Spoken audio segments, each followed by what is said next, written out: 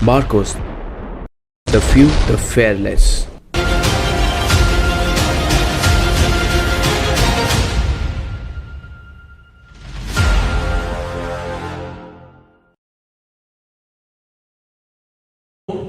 अभिमानास्पद अशा प्रकारची आपल्या परिसराला गोष्ट आहे. आज तो इंडियन नेव्हीमध्ये मार्कोस कमांडो म्हणून कार्यरत आहे. किंवा आम्हा मंडळींना आहे असा मार्कोस कमांडो चंद्रकांत कांबळे. जसं आता मानगावकर सर म्हणाले की या प्रश्नाला 127 वर्षांची दैदिप्यमान प्रदीर्घ अशी संस्कारी परंपरा आहे. याच परंपरेचा एक पाईक असलेला, एक सहभागी असलेला, एक भागीदार असलेला विद्यार्थी आज तुमच्या समोर आहे.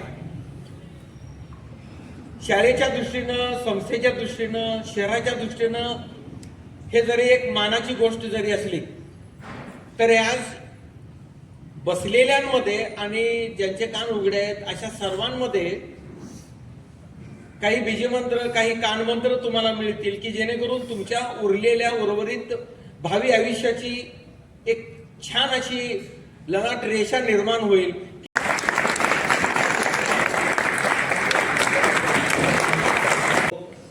टाकवडे या गावी होता. खो खो खेळासाठी म्हणून त्याला आपण आणलं टीमसाठी.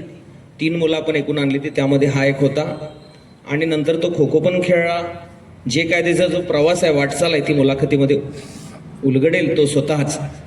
आणि मी कमी बोलेन आणि चंद्रकांत जास्त बोलेन. तो बोलतोय चांगला, परवा स्टाफरूममध्ये बघितलंय आम्ही, बोलतोय म्हणून भरपूर. तर सुरुवातीला चंद्रकांत, तुला 3 प्रश्न आहेत. तुझं पूर्ण नाव, गाव, आई वडील, भाऊ बहीण, कौटुंबिक पार्श्वभूमी सांगावी आपल्या विद्यार्थ्यांना. Good morning to all. तर सर्वप्रथम सरांनी इथं मला आमंत्रित केल्याबद्दल मी सरांचा आभारी आहे. त्यानंतर आज मला फार वर्षापासून जी प्रार्थना होती की जी मी करू शकलो नाही, ती आज सर्वांच्या समक्ष सरांसोबत. मी टाकोडे गावचा रहिवासी असून माझे जे शैक्षणिक 1ली ते 4थीचे शिक्षण आहे ते जिल्हा परिषद शाळा कुमार विद्या मंदिर टाकोडे या शाळेमध्ये झाले. त्यानंतर माझी 5वी ते 10वी या दरम्यानचा जो काळ होता शिक्षणाचा तो विविध ठिकाणी झाला. 5वी 6वी माझी कल्लेश्वर हायस्कूल टाकोडे या शाळेमध्ये झाली. त्यानंतर 7वीसाठी मी खो खो खेळासाठी माझे ॲडमिशन सरस्वती हायस्कूल इचलकरंजी या ठिकाणी झाले. त्यानंतर 7वीत येथे केल्यानंतर मी 8वीला आणि परत श्री कल्लेश्वर हायस्कूल टाकोडे या ठिकाणी मी गेलो. माझा कल्लेश्वर हायस्कूल टाकोडे या ठिकाणीच गेला. त्यानंतर असं ठरले की गोविंदराव हायस्कूलमध्ये अंडर 17ची टीम होणार होती. तर त्याच्यासाठी माझा परफॉर्मन्स पाहता कुलकर्णी सर, त्यानंतर माझे कोच जावेद अपराज यांनी असा निर्णय घेतला की माझं ॲडमिशन गोविंदराव हायस्कूल या ठिकाणी करावं. त्यानंतर भरपूर अडचणी आल्या की मला या शाळेमध्ये आणण्यासाठी. विकास कांबळे सर, त्यानंतर कुलकर्णी सर, या सर्वांना माझा प्रवास माहीतच आहे की किती अडचणी आल्या. त्यानंतर योगायोगाने माझं ॲडमिशन दुसऱ्या सत्रामध्ये येथे झालं. त्याच्या फॅमिलीमध्ये 5 मेंबर आहेत, इन्क्लुडिंग मी. माझे आईवडील, माझी आजी आणि माझा एक मोठा भाऊ. आणि माझे आईवडील जास्त काही शिकले नाहीत. माझ्या आईचं शिक्षण फक्त 5वी झालं आहे आणि माझे वडील आहेत फक्त ते 7वी शिकलेत. कौटुंबिक म्हणजे शिक्षणाची ओढ आधीपासूनच माझी होती आणि पालक जरी शिकले नसले तरी त्यांचा एक असा म्हणजे एक निश्चय होता की आपल्या मुलांना चांगलं शिकवणं आणि त्यानंतर आपली मुलं घडावी असं प्रत्येकच आईवडिलांना वाटत असते. तुमच्याही कदाचित आईवडिलांना तेच वाटतंय आणि त्याच्यावर तुम्ही हा विचार केला पाहिजे. आणि माझा मोठा भाऊ जो की आता पोस्ट ग्रॅज्युएशन शिवाजी युनिव्हर्सिटीमधून करत आहे, तोही माझ्या पाठीशी राहिला आणि सदैव माझे आईवडील माझ्या पाठीशी राहतच आहेत. घरची परिस्थिती कशी होती? आई वडील काय करत होते? माझ्या घरच्या परिस्थितीचं जर तुम्हाला सांगायचं झालं तर माझी आई एका बेकरीमध्ये कामाला जात होती आणि माझे वडील दुसऱ्यांच्या शेतामध्ये कामाला जात होते. आणि ज्यावेळी ही सर्व परिस्थिती पाहता मीही ज्यावेळी शनिवार रविवार ज्यावेळी सुट्टी असत होती त्या काळामध्ये मी कामाला जात असेल. म्हणजे शेतामधील मला सर्व काही कामे येतात, भांगलणे, लावण करणे, त्यानंतर खुरपणे, त्यानंतर ज्या इव्हन जी ऊस तोडणी करतात तेही देखील मी काम केलेलं आहे. आणि अत्यंत हलाखीच्या परिस्थितीतून मी आलेलो आहे. म्हणजे एकेकाळी असं होतं की सर जे पायातील जी चप्पल आहे तर तेही मला मिळत नव्हतं. कधी कधी ती 30 रुपयाचं जे चप्पल आहे ना, ते प्लॅस्टिकचं चप्पल, तेही मी घातलेलो आहे. अशी परिस्थिती होती आणि माझ्या आईवडिलांचा मला कायम सपोर्ट राहिला आहे. आणि त्यानंतर जी शैक्षणिक फी वगैरे आहे ती पण शिक्षकांना माहीत होती की याची परिस्थिती हलाखीची आहे, त्यामुळे शिक्षकही एकमेकांचे म्हणजे विचारपूस करून या विद्यार्थ्याची फी भरली पाहिजे याचे असे करून माझी फी पण पार पडत होती. आणि अशा पद्धतीचा हा माझा म्हणजे बॅकग्राऊंड आहे. हातात खुरपं घेऊन शेतात तो राबलेला मुलगा आहे, म्हणजे विपरीत परिस्थितीतून वाटचाल केली आहे. विपरीत परिस्थिती आपल्याला बऱ्याच वेळेला चांगलं काम करायला प्रवृत्त करते. खरं आजकालचं जरासं दुर्दैव आहे की विपरीत परिस्थिती आहे, खरं मुलं काय करत नाही. जरासं त्यासाठीच तुम्हाला एकदा चंद्रकांतच्या त्या कष्टासाठी जे शेतात तो राबलाय सकाळी उठून, ऊस तोडणी काही सोपी नाही. एकदा जोरदार टाळ्या त्याच्या कष्टासाठी आणि त्याच्या आई वडील अशिक्षित असणं. गावामध्ये क्लब होता टाकोडे स्पोर्ट्स, आणि त्या दरम्यान ते कलेश्वर हायस्कूल टाकोडे येथे तो त्याचा सराव चालत होता आणि मी ते बघण्यासाठी फक्त जात होतो. मग त्यातून मला आवड निर्माण झाली की आपण पण खेळलं पाहिजे. तर मी खो खो हा खेळ 4थीपासून खेळत आहे. त्यानंतर हळूहळू प्रॅक्टिस केली. त्यानंतर इथं इचलकरंजीला येणे जय हिंद मंडळ वगैरे, डायनॅमिक स्पोर्ट्स वगैरे इथं येऊन प्रॅक्टिसची आवड लागली. माझ्यापेक्षा चांगले विद्यार्थी खेळत होते खेळाडू. त्यानंतर असं एक ध्येय ठरवलं की बाबा आपण पण यांच्यासारखं खेळलं पाहिजे आणि आपलं एक नाव मोठं केलं पाहिजे. त्यानंतर मी 4थीपासून खो खो खेळाची मला आवड निर्माण झाली आणि त्यानंतर मी प्रॅक्टिस म्हणजे टाकोडे गावामध्ये प्रॅक्टिस करत होतो सकाळ संध्याकाळ. आणि माझे जे कोच वगैरे होते त्यांनी पण मला चांगला सपोर्ट केला. आणि एक म्हणजे जे आपलं मातीतील कष्ट आहेत म्हणतात ना की जे शेतकऱ्याचं जे रक्त आहे ते माझ्या शरीरामध्ये होतं. आणि त्या रक्ताचा मला फायदा असा झाला की आपण कसं की एक विद्यार्थी आणि एक शहरी विद्यार्थी आणि एक खेड्यातील विद्यार्थी याच्यामध्ये असा फरक आहे की तो बा एका मातीत रांगलेला असतो की त्याला कोणत्याही परिस्थितीमध्ये तो अडॅप्ट करू शकतो, अशी माझी कंडिशन होती. आणि त्याचा मला फायदा पुढील काळामध्ये झाला आणि व्यवस्थित चांगला सराव करून मी 3 वेळा नॅशनल खेळलो. आता बघा लक्षात आलं त्याबद्दल. तू खेळामध्ये काहीतरी अचीव्ह करायचं आणि मिलिटरीत जायचं आणि तुझा रोजचा सायकलचा प्रवास आणि जनावरांचं करणं याविषयी 2 मिनिटात सांग. माझा जो प्रवास होता माझं टाईम टेबल सांगतो की टाईम टेबल मी कसं फॉलो करत होतो. कारण घरची परिस्थिती पण तशी होती की सर्व कामं करणं गरजेचं होतं. आई वडील पण कामाला जात होते आणि घरी जनावरे पण होते. तर मी सकाळी उठत होतो 5:30 वाजता. 5:30 वाजता उठून त्यानंतर शेण वगैरे काढणे आणि धार पण मीच काढत होतो.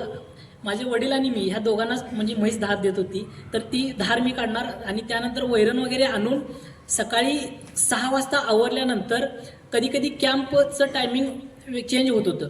तर 7 वाजता किंवा 6 वाजता हे टायमिंग असेल तर ते मी सगळं शेतातील कामे वगैरे करून त्यानंतर मी येत होतो. तर माझ्याकडे एक सायकल होती, पण सायकल घेण्यासाठी पण पैसे नव्हते सर. तर ती सायकल मी 500 रुपयाला एक सेकंड हँड सायकल घेतली होती. आणि त्या सायकलची कंडिशन इतकी खराब होती की त्या सायकलचा जो पंखा होता तो मी सारखं चाकाला घासत होता. तर ती सायकल घेऊन मी दररोज 7-8 किलोमीटर इकडे येणे सकाळी इतक्या थंडीमध्ये. आणि तो काळ हाच होता सर, म्हणजे थंडीचाच काळ होता की त्या थंडीमध्ये मी सायकल घेऊन येणार. त्यानंतर म्हणजे सायकलिंग पण होणार प्लस इथं रनिंग जे प्रॅक्टिस वगैरे होणार ती पण करणार. आणि त्यानंतर आणि परत जाऊन आणि परत कॉलेज 11:30ला भरत होतं, तर त्याच्यासाठी आणि परत मी सायकलने येणार. आणि अशी परिस्थिती होती की सायकलनं येऊपर्यंत पूर्ण जो आपला शर्ट आहे तो घामाने भिजत होता. तर मी काय करणार, एक टी शर्ट घालून सायकलनं येणार आणि इथे म्हणजे वर्गामध्ये किंवा एका साईडला थोडं लवकर येऊन तो चेंज करणार आणि दुसरा शर्ट घालणार, जेणेकरून माझ्या शर्टाचा म्हणजे दुर्गंध दुसऱ्याला येऊ नये आणि असं वाटू नये की बाबा हा म्हणजे असा वेगळ्या पद्धतीनं हा विद्यार्थी आलेला आहे. तर असा हा माझा पूर्ण प्रवास होता की जी आवड मला 4थी-5वीला एवढं काही कळत नाही, आपण म्हणजे फोकस्ड नसतोय. तर मला 7वी-8वीमध्ये असा माझा दृष्टिकोन निर्माण झाला की आपण आर्म फोर्सेसमध्ये गेलं पाहिजे. तो जो युनिफॉर्म आहे, त्यानंतर युनिफॉर्मचं जो मिळणारा रिस्पेक्ट आहे समाजामध्ये, त्यानंतर देशामध्ये, आणि एक देशाप्रती जी आवड आहे तर तीही माझ्यामध्ये 7वी नंतर आवड निर्माण झाली. कारण गावामध्ये पण आर्म फोर्सेसमध्ये जास्त लोक नाही आहेत. तर ज्यावेळी मी इथं इचलकरंजीला वगैरे येत होतो तर कधी बोर्ड पाहणार की बाबा याची निवड झाली तर आपण पण असं ठरवलं की आपण पण जाणं गरजेचं आहे. कारण गेल्यानंतर आपली जी घरची परिस्थिती आहे ती पण कदाचित सुधरेल आणि तो मी त्यावेळी 7वी नंतर सर ध्येय निश्चित केलं. Very good, very good. झालं खो खो पहिलं सर ज्यावेळी मी 7वीमध्ये होतो, एक्झॅक्ट मला डेट आठवत नाही सर, पण ते सब ज्युनियर 14 अंडर 14 सब ज्युनियर नॅशनल जे झालेलं ते नाशिकमध्ये झालेलं. तर त्या ठिकाणी मी कोल्हापूर जिल्ह्याच्या टीममध्ये होतो, खो खो फेडरेशन ऑफ कोल्हापूरमध्ये. तर त्या टीममधून मी खेळत होतो आणि ते नाशिकमध्ये झालेलं सर, एवढं आठवते. त्यानंतर सब junior kho kho national championship under 18 तर ती सुरत गुजरात येथे झालेली. त्या पण टीममध्ये मी होतो 2019 सालीचा आहे ती. आणि त्यानंतर 2020-21 साली ज्यावेळी मी 12वीमध्ये होतो तर त्यावेळी ओडिसामध्ये जे नॅशनल झाले आणि त्यामध्ये पण मी माझा सहभाग होता आणि त्या टीमचा मी कर्णधार होतो. त्यावेळी मी जुनं चॅटिंग बघितलं त्याचं, माझं ते 19 सालापासून अनेक कविता त्यांना मला पाठवलेल्या आहेत. त्याला एक आज कविता मी सादर करायला पण सांगणार आहे, परंतु विद्यार्थ्यांना अनेकदा त्याच्यासाठी टाळ्या वाजवा. 3 नॅशनल आणि सायन्सचा विद्यार्थी आहे, असं आपलं ध्येय पाहिजे. 20 साली या टीममध्ये जाण्याचा मी निर्णय घेतला होता. तर 10वीला मला म्हणजे सांगण्यासाठी म्हणजे 93% मार्क पडले.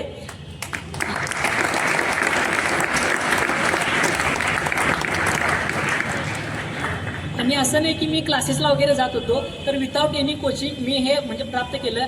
आणि मराठी विषयाची मला आवड होती, त्या जो मला फावला वेळ मिळत होता हे सर्व काही करून, तर त्या वेळेमध्ये मी कविता लेखन, चांगली चित्रकला पण होती, जे कॅरिकल्चर वगैरे मी करत होतो, तर त्याची पण आवड. त्यानंतर 11वी-12वी इथे झाली.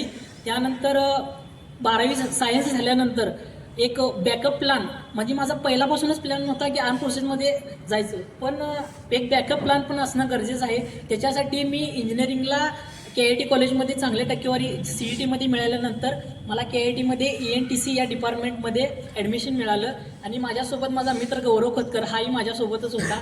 त्याच्यानी माझी ओळख 10वीमध्ये झाली. तर तो आणि मी एक ॲट अ टाईम KIT कॉलेजमध्ये ॲडमिशन घेतलं. आणि त्यानंतर फर्स्ट इयर आणि आम्ही दोघं रूममेटही होतो, तर आम्ही दोघंजण चांगला अभ्यास करत होतो, सकाळी प्रॅक्टिस करत होतो. तोही एक नॅशनल प्लेअर आहे हँडबॉलचा, तर त्याचा आणि विचार जुळल्यामुळं. आणि मी तुम्हाला एक सांगू इच्छितो की जो आपला जी सराउंडिंग आहे, जो आपला मित्र परिवार आहे, तो पण चांगला असणं गरजेचं आहे. कारण त्याचाही इम्पॅक्ट आपल्याला पुढील आयुष्यामध्ये किंवा भविष्यामध्ये त्याचा आपल्याला भरपूर फायदा होतो. त्या गौरव माझा मित्र असल्यामुळे त्याची विचारसरणी माझी विचारसरणी ही जुळल्यामुळं आणि तोही मला कधी कधी मोटिवेट करत होता. म्हणजे ज्यावेळी आम्ही चर्चा करत होतो तर त्यावेळी तो मला मोटिवेट करत होता की आपण कशा पद्धतीनं केलं पाहिजे. तर मी तुम्हाला सांगू इच्छितो की आपण ज्यावेळी वावरत असतोय किंवा शाळेमध्ये किंवा आपल्या परिसरामध्ये, तर आपला जो मित्र परिवार आहे की आपल्या आजूबाजूला जी व्यक्ती आहेत ती आपल्यापेक्षा उच्च विचारांची, त्यानंतर त्यांचं राहणीमान चांगलं असणं गरजेचं आहे. कारण जी सवय असते तर ती आपल्या मित्रांपासूनच मिळत असते. तर तुम्ही पण आपली चांगली मित्र करा, त्यानंतर एकमेकांचे विचार शेअर करा. कारण याच्यातून तुम्हाला एक फायदा सांगतो की एक उदाहरण देतो तुम्हाला की 1-2 व्यक्ती आहेत, त्या दोघांकडे एक पेन्सिल आहे आणि ती दोन पेन्सिल एकमेकांना इंटरचेंज केली तर दोघांकडे पेन्सिल किती, कोण सांगू शकेल? प्रश्न कळाला का?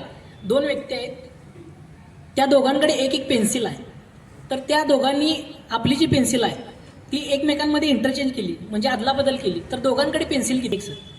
दोघांकडे एकच पेन्सिल राहणार.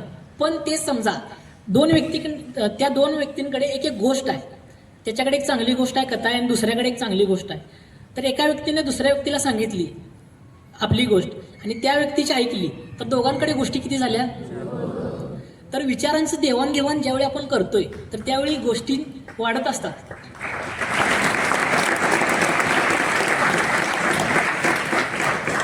तर त्याच पद्धतीनं आपण पण फालतू चर्चा करण्यापेक्षा हे एक चांगलं विचार आहेत की आपण आज काय शिकलो, तर आपण एकमेकांना मित्रांना सांगणं गरजेचं आहे. त्यामुळे आपलंच ज्ञान वाढत असते सर.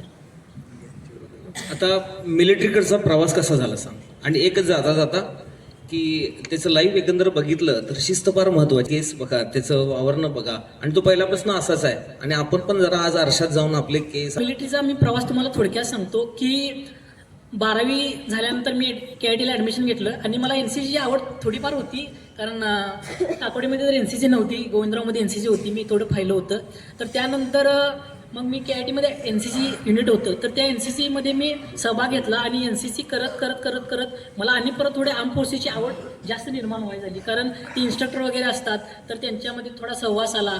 आणि त्यानंतर NCCचा एक कॅम्प असतो, ऑल इंडिया थल सैनिक कॅम्प, तर तोही मी दिल्ली या ठिकाणी पार पडलेला आहे. तर माझा इव्हेंट होता मॅप रीडिंग, तर तोही सर प्रवास थोडा कठीण होता, कारण त्याच्यामध्ये 10 लेवल असतात. तर 10 लेवलवरती तुमचं इलिमिनेशन होत शेवटी की तुम्ही 50-60 हजारमधून शेवटी 60-70 विद्यार्थी सिलेक्ट होतात आणि तो कॅम्प दिल्ली येथे होतो. तर त्याच्यामध्ये पण मी सहभाग घेतला होता. त्यानंतर मी थोडी तयारी करत होतो. तर ॲज अ ऑफिसर जाण्यासाठी मी तयारी करत होतो आणि गौरव आणि मी दोघेही तयारी करत होतो. तर त्यानंतर घरची पण परिस्थिती हालाकीची होती आणि मेसची भाडं, त्यानंतर रूम रेंट, तर ते देणं थोडं म्हणजे घरच्यांना कठीणच होतं. तर त्यावेळी मी निर्णय घेतला की आपण लवकरात लवकर लागणं गरजेचं आहे. तर सर त्यावेळी अशी परिस्थिती होती की घरचे म्हणत होते की ह्यावेळी थोडं 1 महिन्याची रेंट देऊ शकणार नाही. तर त्यावेळी मी असा निर्णय घेतला की मी एक वेळचं सर जेवण पण जेवत नव्हतं, फक्त रात्री एक टाईम मेस लावलं, दुपारी पण जेवत नव्हतं. तर कधी जी शिवभोजन थाळी जी सायबर चौकामध्ये, तर त्या जो पिरियड आहे तर त्या दरम्यान मी त्या शिवभोजन थाळी खाण्यासाठी तिकडे जात होतो, कारण दुपारचं जेवण वाचण्यासाठी. तर त्यानंतर तर मी निर्णय घेतला की लवकरात लवकर आपलं आर्म फोर्सेसमध्ये जाणं गरजेचं आहे. तर त्यानंतर मी एक इंडियन नेव्हीची जी SSR म्हणून एक्झाम होती तर ती दिली आणि त्यानंतर योगायोगाने माझं सिलेक्शन पण झालं. त्यानंतर रिटर्न एक्झाम मी क्वालिफाय झालो. त्यानंतर रिटर्न एक्झाम क्वालिफाय झाल्यानंतर फिजिकल होतं मुंबई येथे, तर ती मी म्हणजे स्पोर्ट्स पर्सन असल्यामुळे मला त्याचं काय वाटलं नाही. तर ती रिटर्न एक्झाम क्वालिफाय झाल्यानंतर मेडिकल वगैरे चांगलं कॅटेगरीनं मी पास झालो आणि त्यानंतर 16 एप्रिल 2024 साली मी आर्म फोर्सेसमध्ये भरती झालो. ट्रेनिंग किती दिवसाचं आणि कुठं झालं पहिलं ट्रेनिंग? जे माझं इनिशियल ट्रेनिंग होतं की ते INS चिल्का हे युनिट आहे, ट्रेनिंग युनिट आहे की ते ओडिसामध्ये स्थित आहे. चिल्का म्हणजे बोट आहे, जहाज आहे, जहाज नाही, तळ आहे, बेस आहे, बेस आहे. चिल्का की बाबा काय कुठं समुद्रात होते की जे इनिशियल ट्रेनिंग आहे, जी चिल्का एक सरोवर आहे, तर सरोवराच्या काठी तो म्हणजे ती इस्टॅब्लिशमेंट आहे की जिथं जी सेलर आहेत की त्यांची जी ट्रेनिंग होते. तर माझी जी इनिशियल ट्रेनिंग आहे ती 4 महिन्याची होती. त्याच्यामध्ये आपल्याला जी बेसिक काही गोष्टी आहेत त्या शिकवल्या जातात.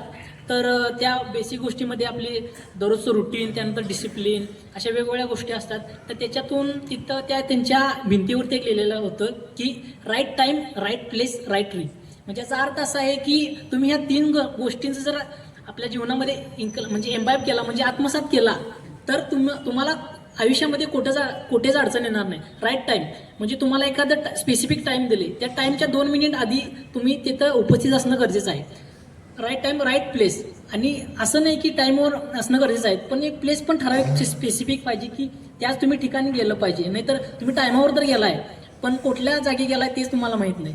आणि राईट ट्रिक म्हणजे काय, आपली जी युनिफॉर्म आहे ते व्यवस्थित पाहिजे. आता तुम्ही शाळेत जायचं तुम्हाला माहीत आहे 7:15ला, तर तुम्हाला माहीत आहे शाळेत जायचं आहे, एक टाईम माहीत आहे, पण तुम्ही हिरो बनून आलाय गॉगल वगैरे घालून, ते चालेल काय नाही.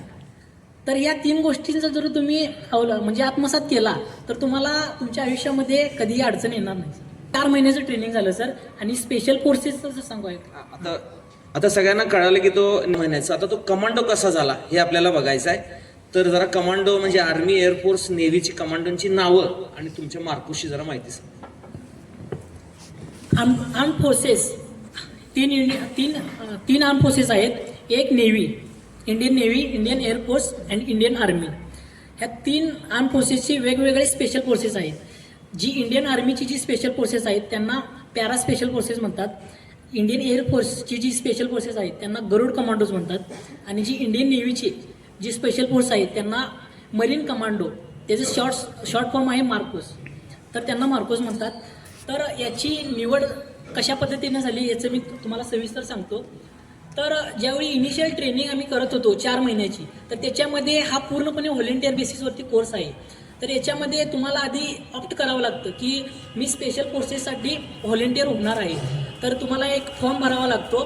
तर त्या फॉर्ममध्ये वेगवेगळ्या म्हणजे रूल्स अँड रेग्युलेशन असतात आणि त्यानंतर तुम्ही ऑप्ट केल्यानंतर तुमची एक ॲप्टिट्यूड चाचणी होते.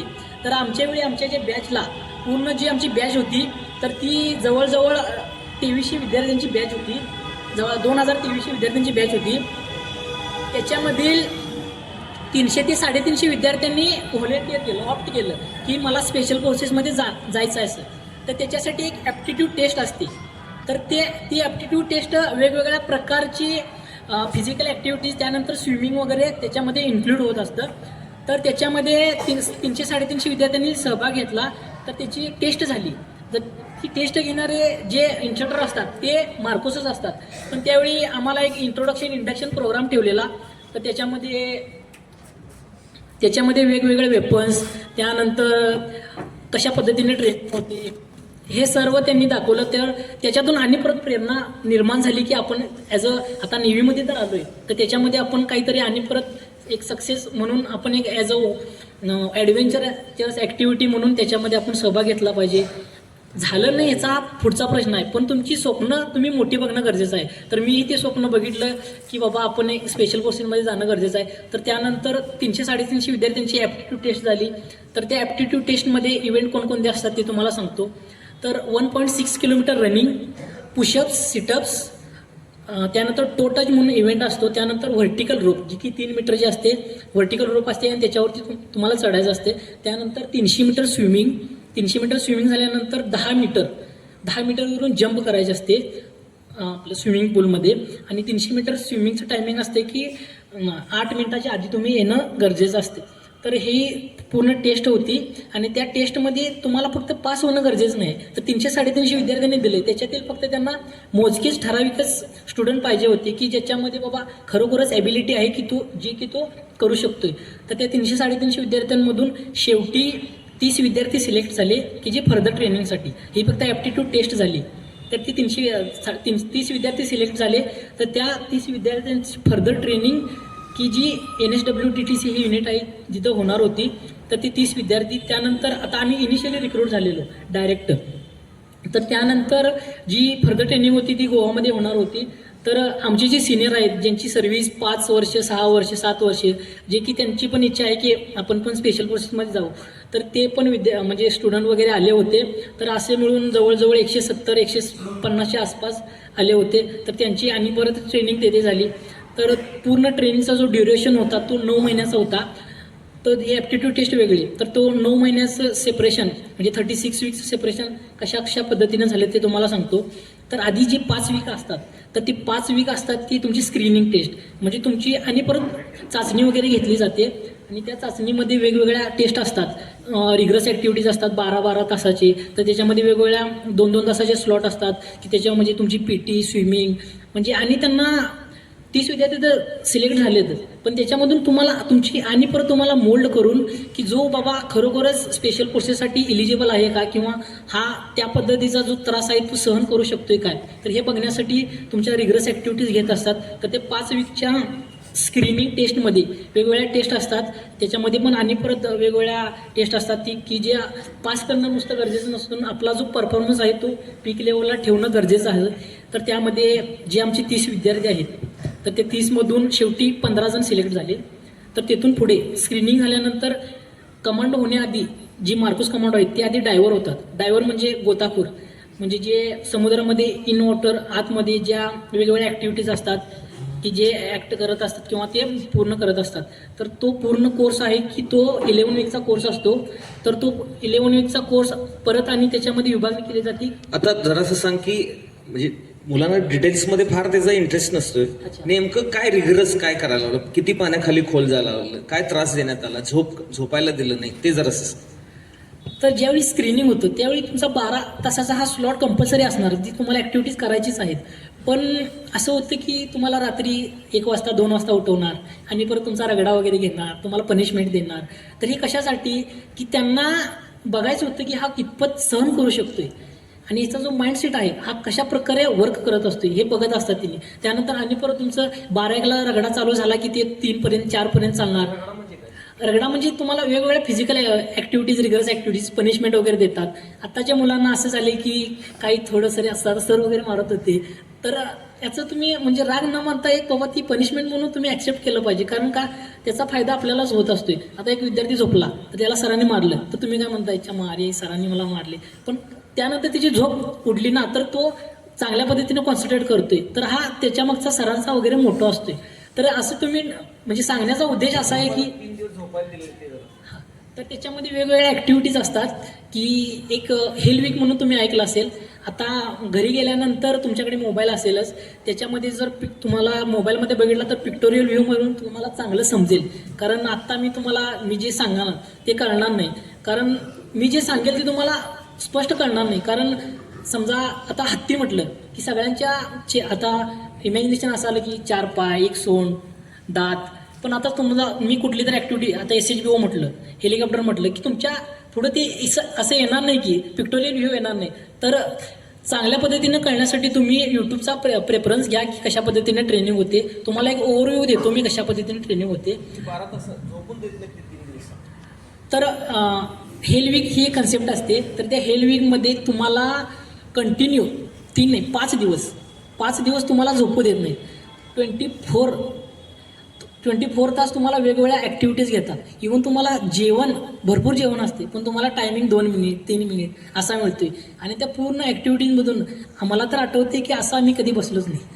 तर त्याच्यामध्ये तुम्हाला कंटिन्यूस रिग्रेस ॲक्टिव्हिटीजमध्ये तुम्हाला पनिशमेंट देणार, एका पायावरती उभं ठेवणार, त्यानंतर ज्यावेळी तुम्हाला झोप येते त्यावेळी तुम्हाला त्या स्विमिंग पूलमध्ये टाकणार, त्यानंतर तुम्हाला म्हणजे इव्हन मारणार पण, म्हणजे अशा वेगवेगळ्या ॲक्टिव्हिटीज घेणार.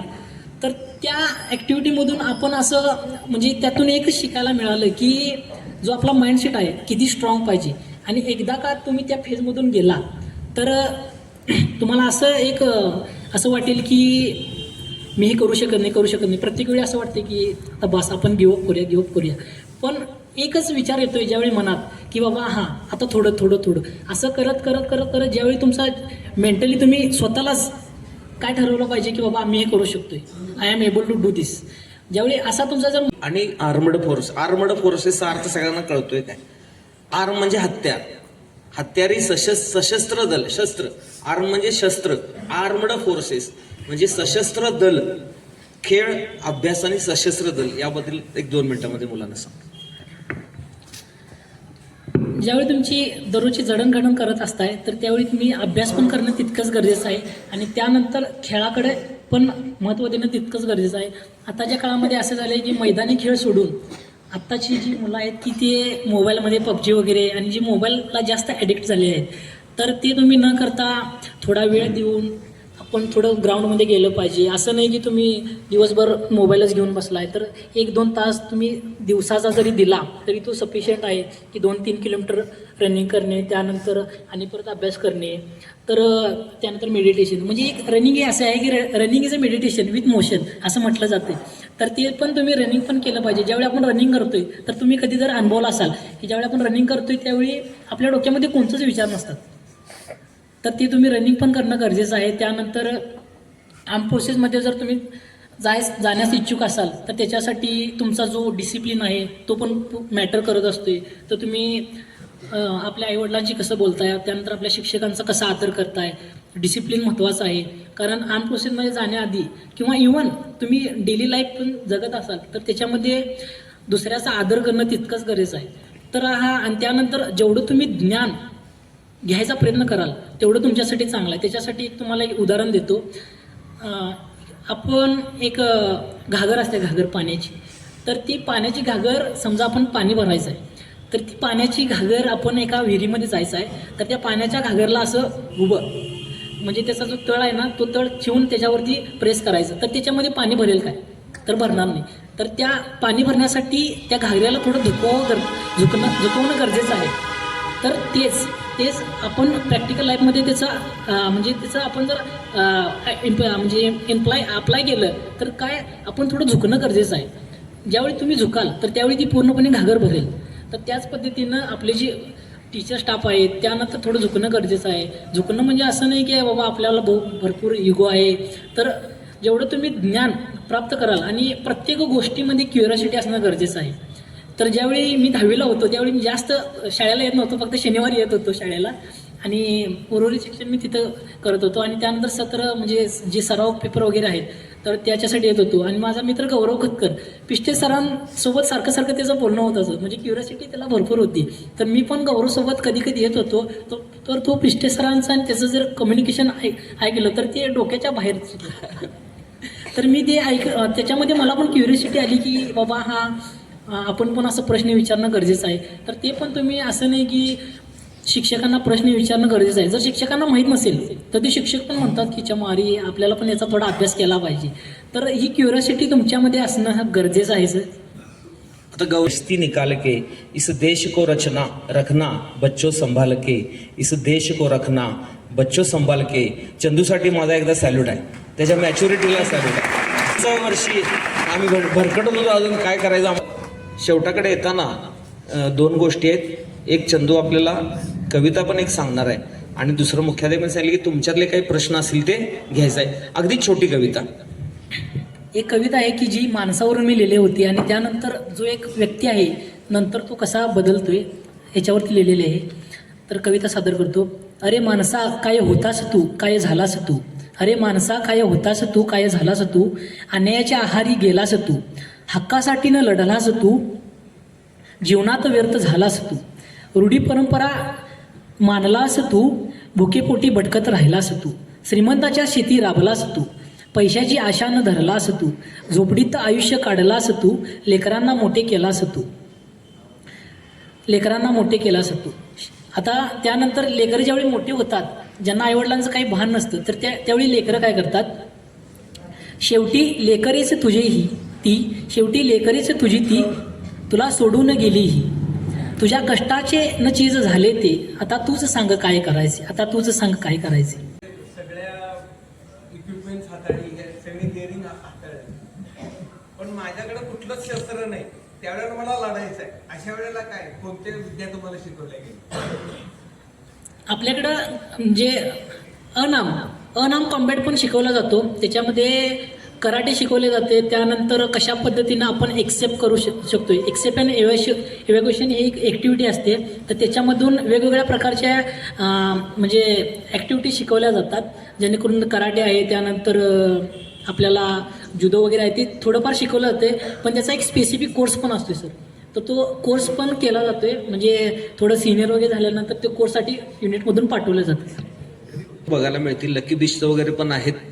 तर ते एका कमांडोनं सर त्याला कामगिरी दिली. ती एका खड्ड्यात बसून एक दिवस 2 दिवस 3 दिवस एका खड्ड्यातच बसून होता. फार हालचाल केली तर ते अतिरेकी तुम्हाला लगेच मारतात. त्याच्या पायाला मुंग्या लागल्या त्या मोठ्या, तर पाय हलवलं नाही त्यानं, मुंग्या चावत होत्या. असे खूप अनुभव आहेत. आणि त्यानं जी गोळी मारली ती एकाला इथं लागली, ती बाहेर येऊन दुसऱ्याला लागली. त्या लकी बिशनं एका वेळी दोघांना मारली. इतका ते चांगला एकाला. चंद्रकांत इथं आल्यानंतर माझ्या मनात जे त्याच्याविषयीची एक गोष्ट तुम्हाला सांगावीशी वाटते. याच 10वीच्या वर्गामध्ये 6माही परीक्षेनंतरचा मी याचा जो एक पेपर घेतला होता, त्यावेळी हा नवीन होता आणि कधीतरीच शाळेला यायचा. मी त्याचा पेपर बघितल्यानंतर विचारला, अरे हा चंद्रकांत कांबळे कोण आहे. इतका छान सुंदर पेपर त्याने लिहिलेला होता. मला कदाचित तुला आठवत असेल की मी तुला बोलवून सांगितलं होतं की जरा तुला काय शंका असतील तर मला सांग, कदाचित तू इथल्या वर्गातला फर्स्ट असशील. इतका सुंदर, म्हणजे एखादी व्यक्ती किती क्षेत्रामध्ये, कोणकोणत्या क्षेत्रामध्ये अतिशय चांगलं काम करू शकते त्याचं उदाहरण आहे. आपल्या शाळेला केवळ 7-8 महिन्यांसाठीच विद्यार्थी म्हणून लाभलेला आहे आणि तो आपल्या शाळेवर इतकं प्रेम करतोय. तुम्ही 6 वर्ष आहात, 5वी ते 10वी, तुम्ही 6 वर्ष आहात. माझा आणि त्याचा किंवा आमच्या बॅचचे जे काही शिक्षक आहेत त्यांचा किती संबंध आलाय, अतिशय कमी आलाय. म्हणजे मी 6माही परीक्षेचा पेपर तपासल्यानंतर अरे कोण आहे हा, त्याची माझी भेट व्हायला पुन्हा 8-10 दिवस 15 दिवस गेलेत. मार्गदर्शन आमच्याकडून फार कमी घेतलंय त्याने आणि तरी तो आपल्यासाठी आलाय. सगळ्यात महत्वाची गोष्ट त्याबद्दल आम्ही तुझे किती मानावे तितके आभार थोडे आहेत. पण एक गोष्ट मला आता जी मुलांच्या बाबतीत सांगायची आहे आणि त्याचं उत्तर तुझ्याकडून मुलांना हवं आहे. म्हणजे आता सुद्धा ज्यावेळी आमची मुलं इथं बसलेली होती त्यावेळी त्यांचं बरंचसं लक्ष बाहेरून गाड्या जात होत्या, आरडाओरडा, निवडणुकांचा माहोल आहे, बऱ्याच मुलांचं लक्ष तिकडं जायचं. एवढं सगळं सोडून तो तुमच्यासाठी इथं आलाय. तर आज सुद्धा माझ्या शाळेतली ही जी मुलं आहेत, तू गौरव हे टॉपचे विद्यार्थी होता, पण माझ्या शाळेतले आज विद्यार्थी जे आहेत ना ते सगळे 50 ते 60% आहेत. आणि यांच्या पुढं बाह्य आकर्षणं खूप आहेत. म्हणजे आज जे समाजामध्ये वेगवेगळ्या पद्धतीनं काही वेगात गोष्टी करतात किंवा काही चुकीच्या गोष्टी करतात, त्याचं आकर्षण या मुलांना खूप आहे. 50 ते 60% विद्यार्थी 10वी 12वी पास चांगल्या मार्कानं होऊ शकतो, तुम्ही जर त्याचा आदर्श घेतलात तर, त्याच्या अभ्यासाचा आदर्श घेतलात. आणि नंतर ही मुलं ही भले 50, 60, 70% आहेत, ही काय करू शकतात या संबंधानं त्यांना एक 5 मिनिटाचं मार्गदर्शन हवं आहे. कारण आज त्यांना बाह्य आकर्षण खूप आहे. पण त्याच्यावरती ओव्हरकम करून तुम्ही कशा पद्धतीनं जगलं पाहिजे हे तुम्हाला मी थोडक्यात सांगतो आणि एक उदाहरण देतो साधं.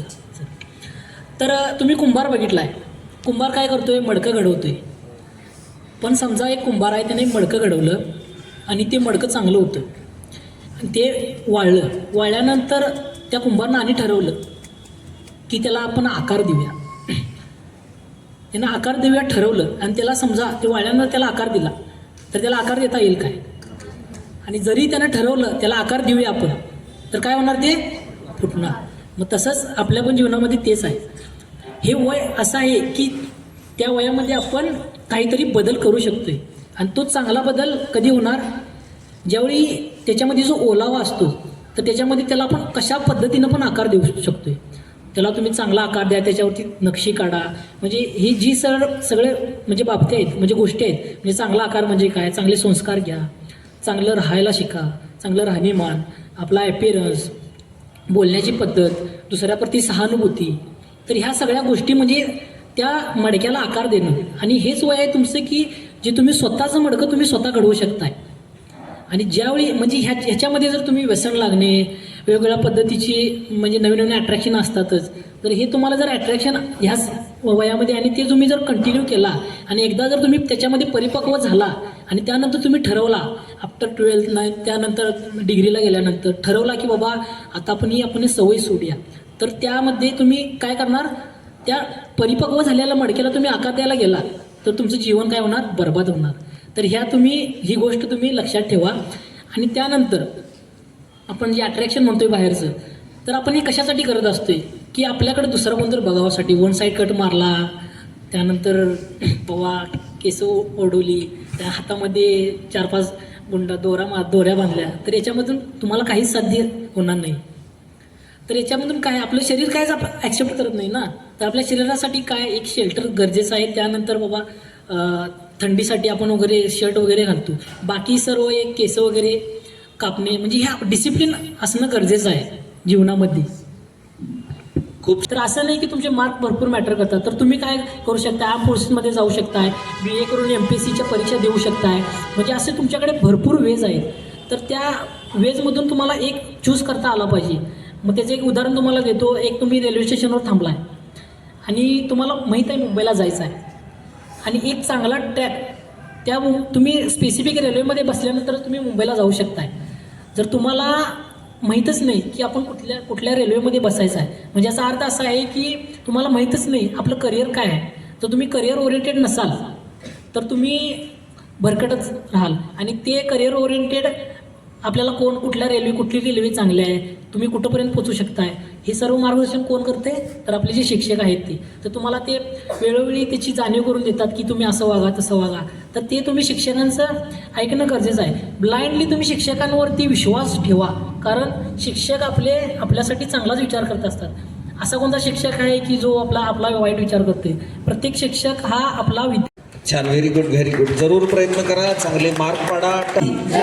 भारत माता की, भारत माता की. धन्यवाद. आणि माझे सर्व शिक्षक बंधू भगिनी, आणि सर्व प्रिय विद्यार्थी मित्रांनो, आत्ता बराच वेळ आपण भारावून जाऊन मुलाखत ऐकत होतो. मी पण तिथं बसून उभारून ऐकत होतो. मला बसवत नव्हतं, मी फिरत पण होतो. म्हणजे ते फिलिंग यायला लागतं जेव्हा चालू होतं त्यावेळेला. आता ही सर्व मुलाखत ऐकल्यानंतर या मुलाखतीमधून 2 गोष्टी चंद्रकांतच्या तुम्हाला जाणवणं अत्यंत गरजेच्या होत्या. त्या 2 गोष्टी कोणत्या ह्या तुमच्याकडून मला अपेक्षित आहे. उत्तर द्या. अत्यंत प्रकर्षानं जाणवणं गरजेचं होतं आणि डॉक्टर कुलकर्णी सरांचं हे कौतुक आहे की त्यांनी त्या 2 गोष्टी त्याच्याकडनं वधवून घेतल्या, त्याकडनं त्या काढून घेतल्या. त्या 2 गोष्टी कोणत्या? कष्ट आणि संयम.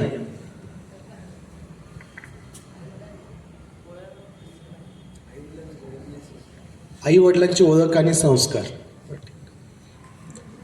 भावनो मला घरची परिस्थिती. आणखी कोण सांगते? डिसिप्लिन. Very good, discipline. हां राजनंदिनी. हां, आपण जर ठरवलं तर काहीही आयुष्यामध्ये करू शकतो, परिस्थिती आडवी येत नाही. बरं, ठीक आहे. भावनो, तुम्ही आता जी उत्तरं दिलीत त्या उत्तरांसाठी तुमचे आई वडील तुमच्या घरामध्ये आहेत आणि ते कुणाचेही आई वडील आपल्या मुलाचं नुकसान होईल असं मार्गदर्शन करत नाहीत. त्याच्यामुळे तुम्हाला छान मार्गदर्शन तुमचे आई वडील करत आहेत. जवळपास 1 तास तो बोलतोय आणि त्या 1 तासामध्ये त्यानं फक्त आणि फक्त एकाच मित्राचं नाव घेतलं, गौरव कतकर. ते दुसऱ्याचं नावच घेतलं नाही त्यानं.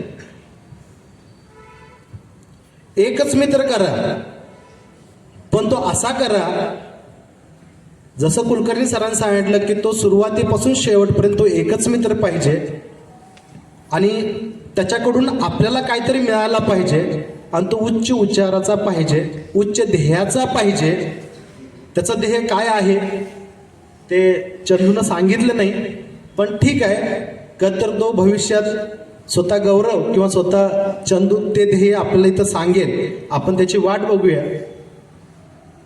आणि दुसरी गोष्ट, तो जेवढं बोलला आत्ता त्या बोलण्यामध्ये त्यानं 40 ते 50% सगळे इंग्रजी शब्द वापरले. जर कोण काळजीपूर्वक ऐकत असेल, शाळेचे मुख्याध्यापक पिष्टे सर, उपमुख्याध्यापक पाटील सर आणि पर्यवेक्षक जामदार सर आणि AB कांबळे सर यांनी परवानगी दिली आणि याचं अतिशय सुंदर नियोजन मानगावकर सर आणि डॉक्टर कुलकर्णी सर यांनी केलेलं आहे. आणि या मुलाखतीसाठी प्रश्न तयार केले डॉक्टर कुलकर्णी सरांनी आणि अतिशय हसत खेळत आणि अतिशय सोप्या भाषेत आणि अतिशय उत्कृष्टपणे ती मुलाखत पार केलेली आहे. आणि या ठिकाणी वेळात वेळ काढून बघा, सुट्टी असून सुद्धा खूप पै पाहुण्यांना गाठ पडणे, बाहेर खूप सत्कार असतात त्यांचे, तरीसुद्धा या ठिकाणी माझी शाळा, माझे विद्यार्थी आणि त्यांना मार्गदर्शन करण्यासाठी, त्यांना प्रेरणा देण्यासाठी या ठिकाणी चंद्रकांत कांबळे या ठिकाणी हजर राहिला. त्यासाठी मी त्यांचे आभार मानतो. आणि या कार्यक्रमासाठी